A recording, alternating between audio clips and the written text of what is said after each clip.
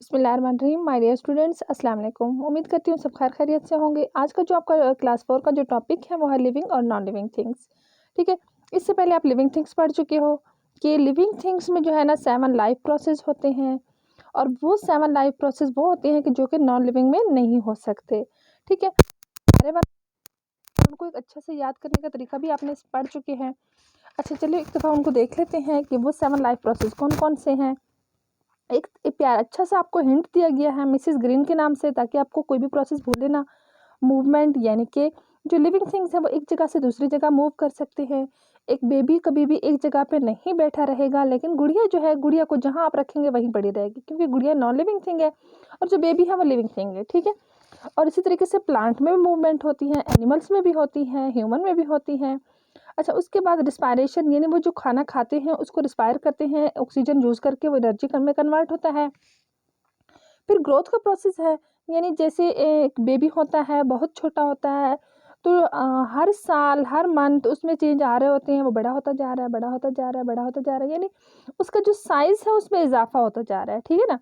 उसके बाद जो आप उसकी रिप्रोडक्शन की बात करते हैं, तो लिविंग थिंग्स जो है ना बेबी पैदा करते हैं, उनमें रिप्रोडक्शन होती है, और ये रिप्रोडक्शन नॉन लिविंग थिंग में नहीं होती।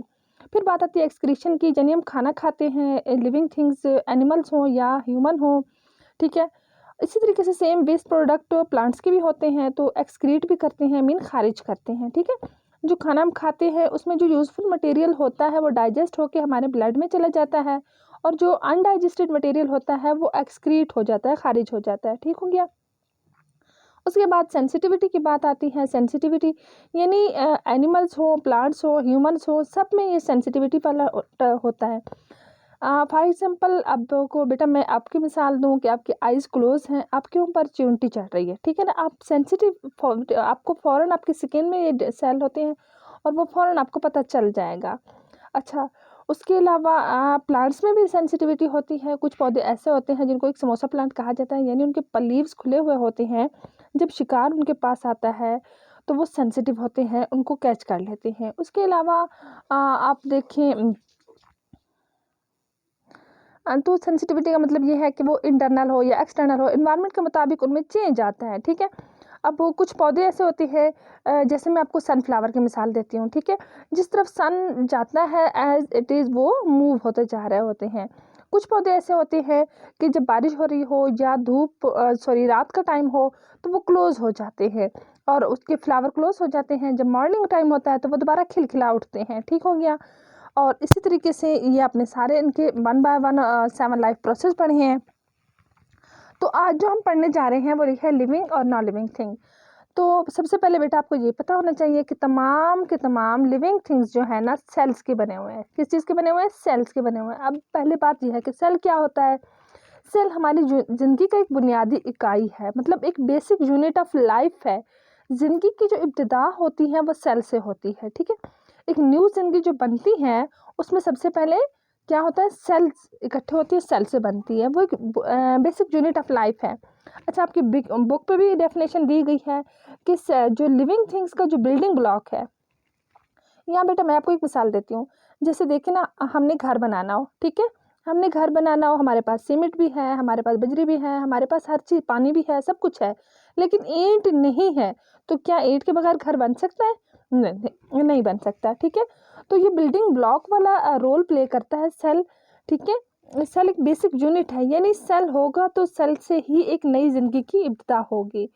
अच्छा, उसके बाद आप कुछ एनिमल्स ऐसे हैं जो एक सेल से बने हुए हैं, ओनली 1 सेल। ठीक है, और उस तरह के एनिमल्स को कहा जाता है यूनिसेलुलर ऑर्गेनिज्म। और कुछ ऐसे एनिमल्स हैं जो बहुत सारे मिलियन, बिलियन, ट्रिलियन सेल से बने हुए होते हैं। अच्छा, यहाँ आपके बुक में इंसान की मिसाल दी गई है, तो इंसान की बॉडी जो है ना ट्रिलियन ऑफ सेल से बनी हुई है। ठीक है, और सेल आपको पता है बहुत छोटा होता है। सेल हमें आम आँख से, हमारी अपनी नेक्ड आई से नज़र नहीं आता। सेल को माइक्रोस्कोप में देखा जा सकता है। ठीक है, और वैसे सेल हमें नज़र नहीं आता। तो बेटा आपके टॉपिक में, इस टॉपिक में हमने पहले सेल के पढ़ा है कि सेल होता क्या है। सेल एक टाइनी पार्टिकल है, बहुत छोटा पार्टिकल है, एक बेसिक यूनिट ऑफ लाइफ है, एक बिल्डिंग ब्लॉक है। ठीक है। सेल जो है ना दो किस्म, कुछ ऑर्गेनिज्म एक सेल से बने हुए होते हैं और कुछ मैनी सेल से बने हुए होते हैं। जो एक से बने होते हैं उनको यूनिसेलुलर कहा जाता है, जो बहुत सारों से बने होते हैं उनको मल्टी सेलुलर कहा जाता है। और सेल बहुत छोटा होता है, हमें माइक्रोस्कोप के बगैर नज़र नहीं आता। ठीक हो गया। अच्छा, आपकी बुक में एक एक्टिविटी है, एक्टिविटी नंबर 1 पे देखिए कि draw something on your notebook that show growth process and movement process. अच्छा, आपने ऐसे कोई थिंग्स बनानी है, ठीक है, लिविंग थिंग्स, जिसमें आप ग्रोथ प्रोसेस और मूवमेंट प्रोसेस बता सकें। इसमें बेटा आपकी ड्राइंग के लिए इजी 2 चीज़ें हैं। पहले नंबर पे आप कैट बना सकते हैं कि कैट का पहले किटन, यानी उसको जो छोटा सा बच्चा होता है किटन, और वो बड़ा होके उसमें आप उसकी मूवमेंट दिखा सकते हो या फिर कैट कर सकते हो। दूसरे नंबर पे आप चिक बना सकते हो, चूज़ा, ठीक है, और उसके साथ तो उसका ग्रोथ दिखाने के लिए आप बड़ी हैन भी बना सकते हो। तीसरे नंबर पे आप एक पौधा बना सकते हो, ठीक है, कि पौधे में मूवमेंट कैसे आती है। पौधे में मूवमेंट पानी के ज़रिए, पानी जिस तरफ पानी होगा उस तरफ उसकी रूट्स मूव करती हैं। अच्छा, सनफ्लावर को देखें सनफ्लावर का रुख उसी साइड पे होगा जिस तरफ सन होगा, और उसके अलावा जैसे हवा से भी मूव कर लेते हैं। ठीक है, तो ये 3 चीज़ों में से जो आपको इजी लगे, ठीक है। सम थिंग्स में से आप चिक बना सकते हैं, आप किटन बना सकते हैं, आप प्लांट बना सकते हैं। हो गया, ये आपकी एक्टिविटी हो गई, जो आप होमवर्क होगा आप घर से ड्रा करके आएंगे। उसके बाद एक और पैरा है आपके पास कि नॉन लिविंग थिंग्स और डेड थिंग्स। जो नॉन लिविंग थिंग्स और डेड थिंग्स में कुछ बारे में थोड़ा सा हमें नॉलेज होना चाहिए। ठीक है, सम नॉन लिविंग थिंग्स और dead things are made up of dead cell. कुछ ऐसी नॉन लिविंग थिंग्स हैं या डेड थिंग्स हैं जो कि डेड सेल से बनी हुई हैं। यानी कि ऑफ वंस लिविंग ऑर्गेनिज्म, हालांकि वो लिविंग ऑर्गेनिज्म से ही उनका लिंक है, लेकिन वो डेड सेल से बनी हुई है। और आपको बुक में 2 मिसाल दी गई हैं, जैसे कि वुड है और लेदर है। अब वुड आपको पता है लकड़ी जब तक प्लांट के साथ है, ठीक है ना, वो लिविंग थी, और जब उसको प्लांट से काटा गया तो वो डेड हो गई, ठीक है, डेड सेल। और लेदर भी इसी तरह से है। अच्छा, कुछ नॉन लिविंग थिंग्स जो है ना, ज़रूरी नहीं है कि सारी की सारी नॉन लिविंग थिंग्स सेल से बनी हुई हैं। कुछ ऐसी हैं जो कि सेल से नहीं भी बनी हुई होती, बल्कि वो एक पार्टिकल से बनी हुई होती हैं, एलिमेंट से बनी हुई होती हैं, एटम से बनी हुई होती हैं। ठीक है, तो ज़रूरी नहीं है कि तमाम के तमाम नॉन लिविंग थिंग्स सेल से बनी हुई हों, और ये भी ज़रूरी नहीं है कि तमाम के तमाम नॉन लिविंग थिंग्स एलिमेंट से बने हुए हों। तो इसमें आपकी बुक में एक एक्टिविटी है, ठीक है, एक्टिविटी नंबर 2। वो हम देखते हैं कि कौन कौन सी चीज़ें सेल से बनी हुई हैं और कौन सी चीज़ें जो है ना डेड सेल से बनी हुई हैं और कौन सी चीज़ें पार्टिकल से बनी हुई हैं। तो सबसे पहले हम ए पे देखते हैं कि things made up of cell. ठीक है, things made up of cell, कौन कौन सी चीज़ें हैं जो सेल से बनी हुई हैं। तो इसमें हम ए का आंसर लिख रहे हैं, जैसे कि एक में क्या है, पहले प्लांट सेल के बने हुए हैं। अच्छा, उसके बाद एनिमल्स सेल के बने हुए हैं।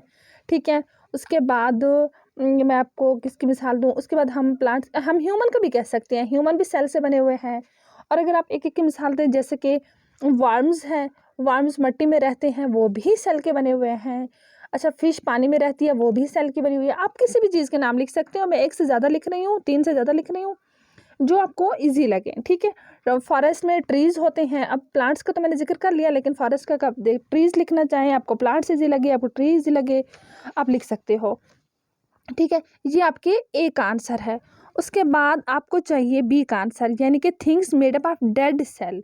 अब है ऐसी चीज़ें जो कि डेड सेल से बनी हुई हैं। तो बेटा ऐसे में सबसे पहले मैं आपके 4 क्लास के लेवल पे भी बात करूं, तो सबसे पहले हम बात करते हैं स्किन की। जो हमारी स्किन की ऊपर वाली लेयर है, जिसका नाम है एपिडर्मिस, ठीक है, ये डेड सेल से बनी हुई है। ठीक है, स्किन की 3 लेयर्स हैं, और जो ऊपर ऊपर वाली टॉप मोस्ट लेयर है हमारी, वो डेड सेल से बनी हुई है। उसके बाद मैं आपको मिसाल देती हूँ आपके नेल्स की, ठीक है, जो कि डेड सेल से बने हुए हैं। उसके बाद मैं आपको मिसाल देती हूँ हेयर की, जो कि डेड सेल से बने हुए हैं। उसके बाद मैं आपको मिसाल देती हूँ प्लांट्स में फ्लोएम के। ठीक है, फ्लोएम क्या है, ये खाना यानी कि जो फूड की फैक्ट्री है, लीव्स फूड बनाते हैं, और वो फूड फिर फ्लोएम जो एक टिश्यू है, ठीक है, ये फ्लोएम क्या करता है, फूड को ट्रांसफ़र करता है। फ्लोएम क्या करता है, फूड को ट्रांसफ़र करता है। लेकिन ये अगर आपको मुश्किल लगे तो आप ये वाले 3 लिख ले। ठीक है, स्किन है, नेल है, हेयर है, जो कि ये डेड सेल से बने हुए हैं। उसके बाद तीसरा आपका सी नंबर पे जो है वो ये है कि things made up of particles. ठीक है, वो कौन सी चीज़ें हैं जो पार्टिकल से बनी हुई हैं। तो बेटा पार्टिकल्स जो जैसे कि यानी कि वो कुछ चीज़ें ऐसी होती हैं जो कि एलिमेंट्स या पार्टिकल्स से बनी हुई होती है। जैसे मैं आपको मिसाल देती हूँ रॉक की, ठीक है, रॉक पार्टिकल्स के बने हुए हैं। अच्छा, वाटर है, एलिमेंट्स से बना हुआ है, हाइड्रोजन और ऑक्सीजन मिलके पानी बनाते हैं। एयर है, ठीक है। तो ये चीज़ें जो है ना, ये वो चीज़ें हैं जो कि पार्टिकल से बनी हुई हैं। तो ये आपकी एक्टिविटी नंबर 1 और एक्टिविटी नंबर 2 हो गई। आई होप सो आपको समझ आ गई होगी। कुछ भी ना समझ आया हो अगेन आप कमेंट सेक्शन में पूछ सकते हैं। अगर आपको मेरी वीडियो अच्छी लगती है, आपको मेरा मेथड सही समझ आता है, तो काइंडली आपने मेरी वीडियो शेयर भी करनी है। और अगर आप मेरे चैनल पे न्यू हैं, अभी तक आपने मेरा चैनल सब्सक्राइब नहीं किया, तो सब्सक्राइब कर ले, ताकि ये मज़ीद इन्फॉर्मेटिव और इजी और आसान वर्डिंग में आप तक मैं ये नॉलेज डिलीवर कर सकूं। Thank you.